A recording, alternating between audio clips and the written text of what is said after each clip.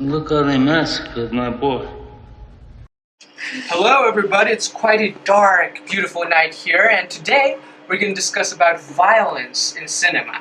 Now, violence in cinema has been around for as long as cinema has been around. I mean, since its inception, cinema has always portrayed violence in various ways. Various directors have had various visions, and they've all portrayed violence with their own artistic abilities.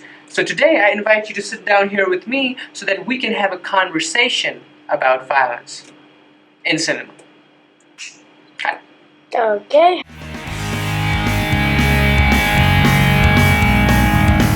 Also, there's been a lot of controversy surrounding how violence should be depicted in movies.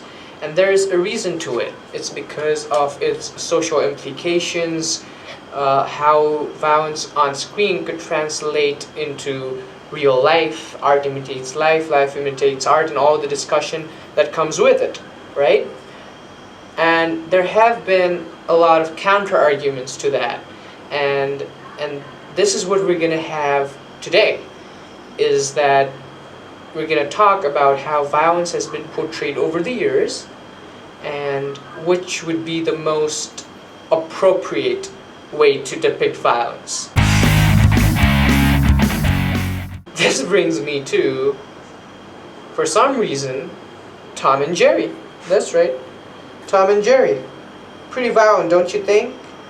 Now, Tom and Jerry teases Tom, and Tom goes after him with his bat and swinging his bat all over the place. And not just bats, they use all kinds of weapons at each other, right? So what makes Tom and Jerry stay? And of course it has had its fair share of criticism in its day, but what makes it so beloved? And why is it that people are okay with depicting violence in this manner? Once you show that violence is something that's so stupid that can be laughed at, you can laugh at it, then you understand the futility of it. Now, this has been done in movies as well. If you watch the films of Quentin Tarantino, he adds a lot of levity to violence. And the cartoonish depiction of violence acts as a parody of violence in real life. He also uses violence as a means of storytelling. In his film Django Unchained, the scenes in which the slaves are being tortured or abused are very much violent, realistic, dark, violent scenes. However, the scenes in which Django goes out to take revenge from his white oppressors, the slave owners, where he gets justice for his wife, seem like fantasy. The fun thing about it is that the directors who make these kinds of films are very much aware of the absurdity of it. It's a very self-aware way of creating humor through such display of violence.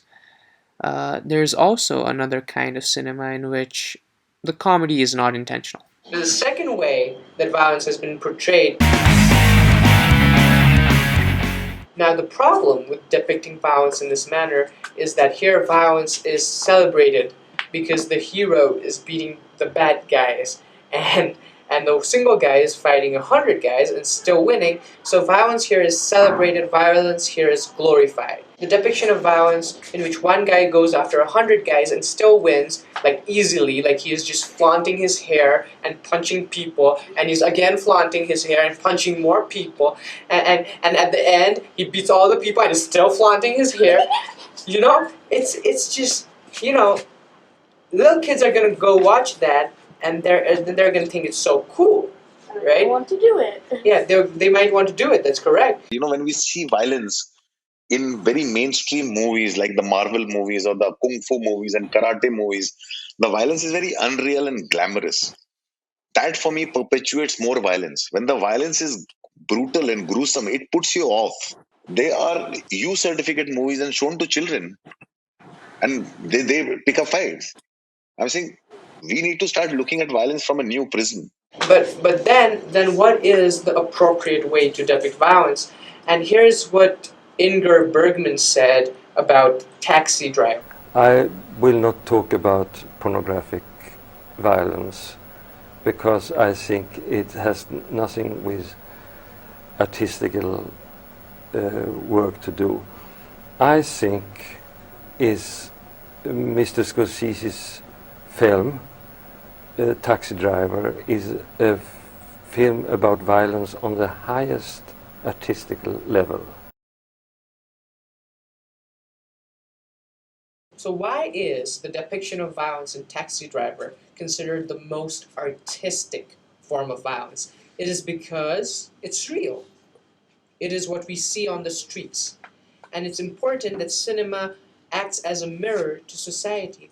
Here, violence is not merely commercialized or advertised to charm an audience. Instead, the audience is supposed to see violence for what it is, the nature of it, the brutality of it, what makes a certain person commit such outrageous acts. So, filmmakers have the right to display their artistic visions in whatever form they want, and no one can actually say you can't do that because everyone has their own taste. But this was my take on violence, and if you agree with it, if you don't agree with it, you can comment it on the comment section down below, and I hope you like the video. Bye bye.